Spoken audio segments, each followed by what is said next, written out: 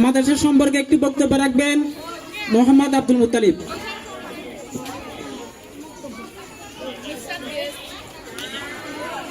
আলহামদুলিল্লাহি রাব্বিল আলামিন ওয়াসসালাতু ওয়াসসালামু আলা রাসূলিল আমিন ওয়া আলা আলিহি ওয়া আসহাবিহি আজমাইন।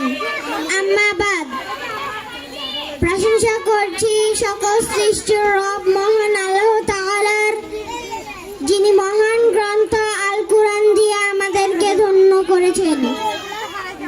দরুদ ও সালাম পেশ করছি আমাদের প্রিয় নবী হযরত মুহাম্মদ সাল্লাল্লাহু আলাইহি ওয়াসাল্লামের প্রতি। নূর আল কুরআন মাদ্রাসার ফাউন্ডেশনের এর উদ্যোগে আজকের আয়োজিত সম্মানিত সুধীমণ্ডলী, শ্রদ্ধেয় শিক্ষক, অভিভাবক বৃন্দ এবং প্রিয় শিক্ষার্থী বন্ধুরা, আসসালামু আলাইকুম ওয়া রাহমাতুল্লাহি ওয়া বারাকাতুহু। উপস্থিতি, আমাদের ভাগ্য এত ভালো যে আমরা নূর আল কুরআন মাদ্রাসায় শিক্ষা গ্রহণের সুযোগ পেয়েছি। নবীজি সাল্লাল্লাহু আলাইহি ওয়াসাল্লাম বলেছেন, খায়রুকুম মা তাআল্লামাল কুরআনা ওয়া আল্লামা।